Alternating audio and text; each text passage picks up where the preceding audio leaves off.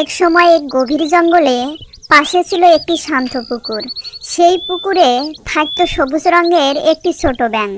ব্যাঙটি খুবই বুদ্ধিমান, কিন্তু একটু বেশি দুষ্ট স্বভাবের ছিল।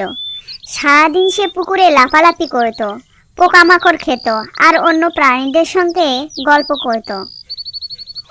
পুকুরের কাছে ছিল একটি বড় গর্ত। সেই গর্তে থাকতো এক ভয়ঙ্কর বিষধর সাপ। সাপটি ছিল খুবই চুপচাপ এবং একাকী।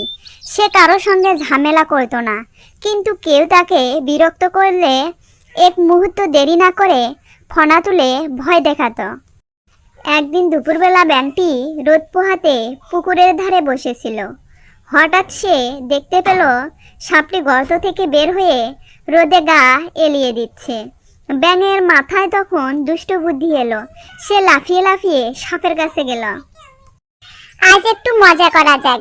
ওহে সাপ ভাই, তোমাকে তো খুব ভয়ঙ্কর দেখাচ্ছে, কিন্তু আসলে কি তুমি এতটাই ভয়ঙ্কর? আমি কারোর সাথে ঝগড়া করি না, কিন্তু অহেতু আমাকে বিরক্ত করো না। এটাই শেষ সতর্ক। এবার সাবধান হও। ও আচ্ছা, তুমি কি আমাকে ধরতে পারবে? আমি তো খুব দ্রুত লাফাতে পারি। এই কথা বলে ব্যাঙটি হাসতে লাগলো।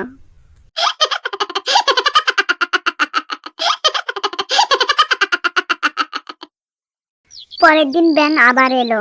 সে আরো বেশি দুষ্টমি শুরু করলো। সে সাপের গর্তের মুখে কাদা ছুঁড়ে মারলো আর জোরে জোরে ডাকাডাকি করতে লাগলো। সাপ বিরক্ত হলেও নিজেকে শান্ত রাখলো। সেদিনের মতো ব্যাঙ আবারও চলে গেল।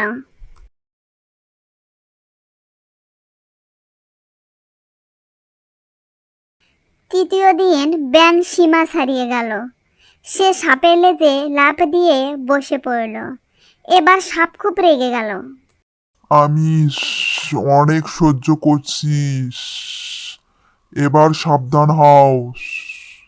ধরতে পারলে ধরে দেখাও আমাকে, দেখি। এই কথা বলার সঙ্গে সঙ্গে সাপ দ্রুত আক্রমণ করল। ব্যাঙ কোনো রকমে লাফ দিয়ে নিজের জীবন বাঁচালো, কিন্তু খুব ভয় পেয়ে গেল। সে দৌড়ে পুকুরে গিয়ে লুকিয়ে পড়ল।